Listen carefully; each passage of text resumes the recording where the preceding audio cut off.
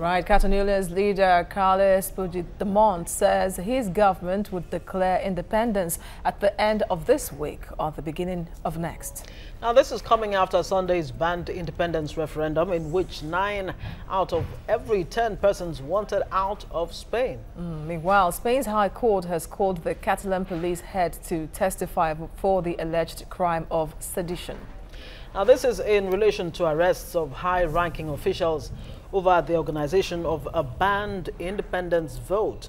Spanish police conducted a raid on Catalan government offices on September 20th and arrested officials in a bid to halt a banned referendum on independence. Well, crowds of defiant Catalan voters showed up at polling stations on October the 1st to cast their ballot.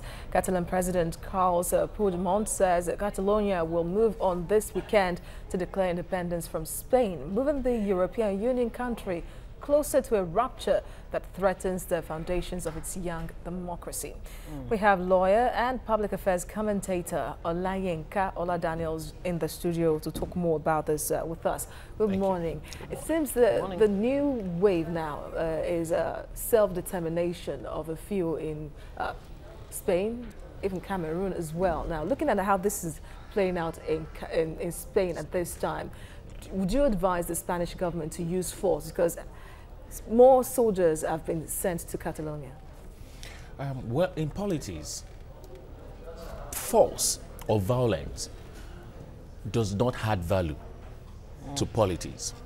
It doesn't even bring the best out, of any nation. It's not about violence. It's not about force.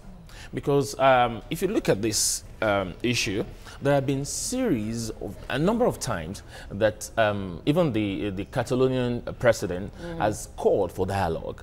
Indeed. Then he said, but they never give any chance for such, to come up. And seriously, in politics, you can't rule out dialogue, because even by the time you fight, by the time you use the gun and all that, you're still going to come back to the table. Is it the EU that has failed? Because, just like you said, Carles Puigdemont has been calling on the EU to intervene in terms of dialogue to find a way forward. And then you have King Felipe of Spain saying that, look, this referendum is likely to disrupt social and economic stability of the country. Are they more interested in the impact this would have on the economy of the country, or actually listening to what the Catalonians are saying is wrong as the root of why they are calling for a referendum, or why they want independence in the first place? Well, first of all, let's look at it this way. There's no government that will not make attempt. And also, there's no government that will not want the unity of its nation. Now, you can't blame EU, for not coming in at this time, because it's a sovereign state. Don't forget. Now, if it's a sovereign state, if Spain is a sovereign state, so the Prime Minister is expected to do his part by controlling the situation. So the EU will not just come in, but they will definitely give rooms for in a way that the government can bring peace or resolve this whole issue. So blaming EU at this stage is too early, to come in, because that was what the EU Commission said. That, yes. Come right now. We believe so much that your government can handle this matter. And that is the reason why we are still watching. But if it goes bizarre, then I'm sure they will come in. Having said that, talking about the king, of course, don't forget, the unity comes first. And because that was what he said. Then talking about the economic stability of the country, you can't rule it out, because he knows this will affect us. Having said that also, you also need to consider the cry of the Catalonians. We are saying, you don't carry us along. We are being marginalized. Some of these decisions, we don't benefit from it. It is a region. But does that make credible their move, really, to carry out a referendum which has been called an illegal act? Even the king says they have put themselves outside the law. And Spain, of course, is a sovereign state. Yes. Two things. One, if it's a region, don't forget that even before, when the military took over the other time, before the coup attempt, yes, the regions had autonomy. Particularly Catalonia had autonomy. It was when the democracy thing came in and they were trying to build everything together that the autonomy was withdrawn from them. And then they didn't stop. They continue to have. So you can't say, because it's a region, they can't go on, they can decide to say, okay, we want to be an independent state. Nothing is wrong with that. It's supposed to be a diplomatic kind of... Thank you. That is where I'm going. Nothing is wrong in saying we want to be an independent state. But then, how do you go about achieving that? There are processes that must be followed.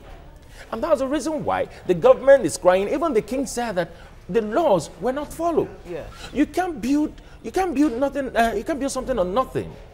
If you want it, no one is saying you can't have it, even though there are still some reservations as to allowing you to leave the country in the first place. But then if you have to do it, for you not to give rooms for doubt or violence, then you need to go through the process. And considering the fact that Catalonia actually makes up some 20% of the Spanish economy. Actually 15, okay, sorry, But economy, yeah, 20%. Let's look at this global trend where you have segments of any given country, from Nigeria to Cameroon to Spain to UK. Europe, everywhere particular people are asking out. They're saying we want out of this group or this body. What exactly do you think is fundamentally wrong or going on?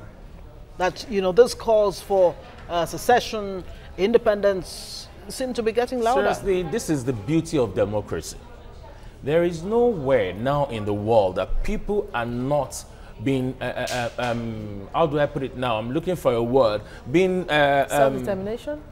Sanitized, yes, for self-determination. Because seriously, if even in your home, if one of your children is being marginalized or is being treated like an outcast, it comes to say, come, mommy, daddy, what is happening? Why are you treating me like this? Why are you treating me like this?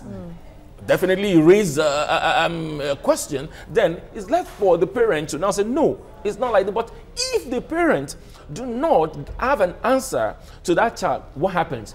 That is where you see the child just moving the home and it becomes something else. So what should the United Nations be doing at this time? Like we said, now it's becoming like a movement. So what should the body that is supposed to keep the countries of the world together be doing? I think even EU, even before you talk about United Nations, it's a regional bloc.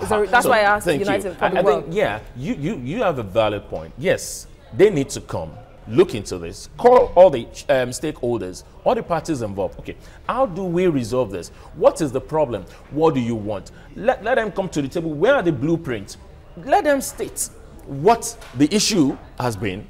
And like I said, you see, by the time EU is coming into every single issues in any particular country, you are giving out your sovereignty. And yes, you are giving out your sovereignty, and what will happen in the end, you find out that there's nothing you do without them coming in. That reminds me of Donald Trump's speech at the just concluded UN General Assembly, where he emphasized the need for sovereignty of nations as against globalization. He's saying globalization is really hurting the world. But now that the Catalan president has declared and said, look, we're going to announce independence anytime soon. Next week.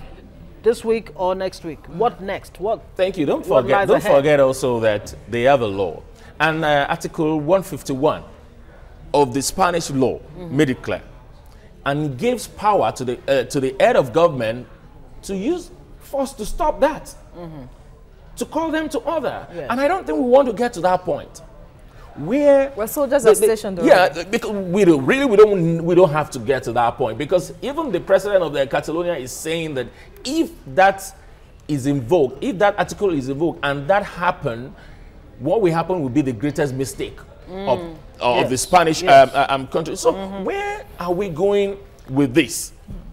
And like you said, okay, out of the registered voters of 5-point-something million, About we had 2-point-something like million, 10 out, you know, 9 out of 10. that voted out of this. Then, do you see this number of the people that casted their votes are representing the entire 7.5 population of Catalonians? So we need to look at this. So that is it that, are we looking at some people as bringing up their own selfish agenda? To impose on the... Because the president is saying he's speaking for the people. Yes. But seriously, is he speaking the mind of the Catalonians? was actually frustrated, so would you even use that really seriously, we need to look at that. Okay, well, referendum so many issues. Of course, Amnesty International has accused the Spanish police of using dangerous and disproportionate use of force in quelling this crisis. We'll have to leave it there. Olayinka Oladaniels, our guest this morning, lawyer and public affairs analyst, looking at this for us this morning.